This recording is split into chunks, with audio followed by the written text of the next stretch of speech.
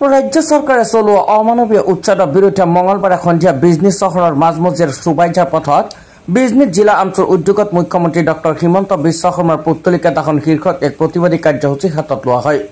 আমচুৰ কেন্দ্ৰীয় সমিতিৰ সহকাৰী সম্পাদক ৰছুল খান, বিজনী জিলা আমচুৰ সভাপতি জাহেদ আলী, সাধাৰণ সম্পাদক আলালুদ্দিন আৰু ইয়ানুছ শেখ সহ জিলা আমচুৰ কৰ্মকৰ্তাসকলে অংশগ্ৰহণ কৰে এই প্ৰতিবাদী কাৰ্যসূচীত। অৱশ্যে বিজনী থানাৰ আৰক্ষীয়ে বেনাৰ আৰু মুখ্যমন্ত্ৰী ডক্টৰ হিমন্ত বিশ্ব শৰ্মাৰ পুত্তলিকা কাঢ়ি লৈ যায়। প্ৰতিবাদীসকলে বিভিন্ন শ্লোগানেৰে পৰিৱেশ উত্তাল কৰি তোলে। আমি গণতান্ত্ৰিকভাৱে আন্দোলন কৰিব ওলাইছোঁ, কিন্তু আমাৰ গণতান্ত্ৰিকভাৱে আন্দোলন কৰাত প্ৰশাসনে সম্পূৰ্ণৰূপে বাধা আৰোপ কৰিছে। আমি আজি পুত্তলিকা দাহ কাৰ্যসূচী ৰূপায়ণ কৰিব ওলাইছিলোঁ, কিন্তু আমাৰ পুত্তলিকা দাহ কাৰ্যসূচী ৰূপায়ণ কৰিবলৈ দিয়া নাই। আমাৰ বেনাৰখনো আমাৰ হাতৰ পৰা কাঢ়ি লৈছে।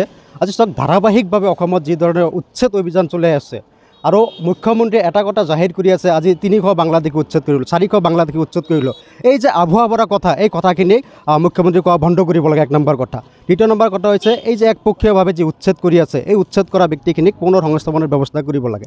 আৰু যদি মুখ্যমন্ত্ৰী বনিয়া গোষ্ঠীক মাটি দিয়াৰ ইমানেই দৰত, বনিয়া গোষ্ঠীক মাটি নিদিলে মুখ্যমন্ত্ৰীৰ চকীখন নাথাকে, মুখ্যমন্ত্ৰীৰ চকীখন গুচি যাব, এইটোৱে যদি মুখ্যমন্ত্ৰীৰ চিন্তা, তেনেহ'লে মুখ্যমন্ত্ৰী ডাঙৰীয়াই যি বনিয়া গোষ্ঠীক মাটি দিব আমাৰ ক'বলগীয়া একো নাই, কিন্তু সেই যি মানুহখিনিক উচ্ছেদ কৰিব, সেই উচ্ছেদ কৰা মানুহখিনিক সংস্থাপনৰ ব্যৱস্থা কৰি বনিয়া গোষ্ঠীক মাটি দিয়ক, আমাৰ তাতে ক'বলগীয়া একো নাই। কিন্তু মানুহখিনিক অমানৱীয়ভাৱে উচ্ছেদ কৰি বনিয়া গোষ্ঠীক মাটি দি মুখ্যমন্ত্ৰীয়ে RSSৰ ভাল হ'বলৈ যে ধাৰা অব্যাহত ৰাখিছে, সেই ধাৰাক আমি গৰিহণা দিছোঁ, ধিক্কাৰ জনাইছোঁ। এনেকুৱা ধাৰা এইটো মুখ্যমন্ত্ৰী কৰিব নালাগিছিল। দেশৰ এজন মুখ্যমন্ত্ৰী, কল্যাণকামী ৰাষ্ট্ৰ, দেশৰ 5খন ৰাজ্যৰ ভিতৰত এখন ৰাজ্য বনোৱাৰ এটা প্ৰচেষ্টা যে মুখ্যমন্ত্ৰী, সেই প্ৰচেষ্টা কিন্তু বিফলে যাবলৈ আমি দেখা পাইছোঁ। গতিকে মুখ্যমন্ত্ৰী ডাঙৰীয়াই এইবিলাক সস্তীয়া চিন্তাধাৰা বাদ দি অসমৰ যি জনসাধাৰণ, সেই জনসাধাৰণক নিৰাপত্তাৰ ব্যৱস্থা কৰক, আৰু যিসমূহ মানুহ আছে সেই মানুহখিনিক সংস্থাপনৰ ব্যৱস্থা কৰি, যদি উচ্ছেদ কৰিবলগীয়া আছে তেনেহ'লে সেই মানুহখিনিক পুনৰ আগতীয়াকৈ সংস্থাপনৰ ব্যৱস্থা কৰি উচ্ছেদ কৰক, আমাৰ তাতে ক'বলগীয়া নাই। উচ্ছেদৰ আমি বিৰোধিতা কেতিয়াও নকৰোঁ, কিন্তু মানুহখিনিক অযথা হাৰাশাস্তি কৰা মুখ্যমন্ত্ৰী বন্ধ কৰিব লাগে। যদি বন্ধ নকৰে, অনাগত দিনত আমি আজি পুত্তলিকা দাহ কাৰ্যসূচী কৰিছোঁ, পুলিচে আমাক কৰিব দিয়া নাই, আমি ইয়াত ভয় পোৱা নাই, আমি ইয়াতকৈ আৰু তীব্ৰ আন্দোলন কৰি তুলিম। আমি ৰাজপথ, ৰেলপথ সকলো স্তব্ধ কৰি দি আগন্তুক দিনত এই চৰকাৰৰ প্ৰশাসনযন্ত্ৰক আমি স্তব্ধ কৰি দি আমাৰ আন্দোলন তীব্ৰ গতিত চলাই ল'ম বুলি আজিৰ এই প্ৰতিবাদস্থলীৰ পৰা ঘোষণা কৰিছোঁ, আৰু মুখ্যমন্ত্ৰী মহোদয়ক প্ৰত্যাহ্বান জনাইছোঁ। চাওক, এইখন বিজেপি চৰকাৰ অহাৰ পৰাই আমাৰ সংখ্যালঘু সমাজক নানান ধৰণৰ অত্যাচাৰ কৰিছে। আজি আমি ইয়াত প্ৰতিমূৰ্তি দাহ কৰিম, সেইটো আমাক কৰিব দিয়া হোৱা নাই। আমাৰ বেনাৰখনো টানি ফালি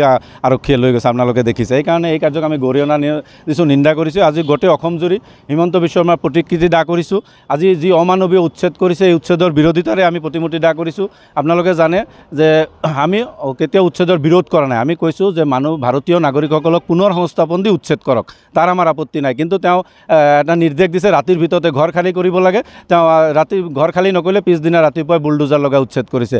আজি বিলাসীপাৰাৰ সমজিলাত আপুনি চিৰাকুঠা কওক, সন্তোষপুৰ কওক, আজি চৰুৱা বাখৰাত যি ধৰণে অমানৱীয় উচ্ছেদ কৰিছে, সেই উচ্ছেদক আমি নিন্দা দিছোঁ, গৰিহণা কৰিছোঁ। যদি অসম চৰকাৰে সংখ্যালঘুৰ ওপৰত তেনেদৰে অত্যাচাৰ চলাই থাকে, অনাগত অহা দিনত যি বিধানসভা ইলেকশ্যন আহি আছে, আমি সংখ্যালঘু সমাজে এই চৰকাৰখনক প্ৰত্যুত্তৰ দিবলৈ বাধ্য থাকিম। আৰু যি আমাৰ পৰা ভূমি কাঢ়ি লোৱা হৈছে, আজি কোনো মানুহ ইচ্ছাকৃতভাৱে চৰকাৰী ভূমিত বসবাস নকৰে। আজি নদীত গৰাখহনীয়াই আমাৰ মানুহখিনিক যিখিনি নদীয়ে মাটিখিনি শেষ হৈ যায়, সেই মাটিখিনি মানুহ কিনিব নোৱাৰা মানুহৰ অৱস্থা হোৱাৰ কাৰণে আজি চৰকাৰী ভূমিত বসবাস কৰি আছে। কিন্তু চৰকাৰে দেখিছোঁ যে ভাৰতীয় নাগৰিকক আজি এনেধৰণে হাৰাশাস্তি কৰাটো আমি কোনো কাৰণতে মানি ল'ব নোৱাৰোঁ। সেইকাৰণে সদৌ অসম সংখ্যালঘু ছাত্ৰ ইউনিয়ন আমচুৱে আজি গোটেই অসম জুৰি হিমন্ত বিশ্ব শৰ্মাৰ প্ৰতিমূৰ্তি দাহ কৰিছোঁ। আৰু এই প্ৰতিমূৰ্তি দাহৰ জৰিয়তে যদি তেওঁ এই অমানৱীয় উচ্ছেদ বন্ধ নকৰে, অনাগত দিনত ইয়াতকৈ আৰু ভয়াৱহ আন্দোলন গঢ়ি তুলিবলৈ বাধ্য থাকিম।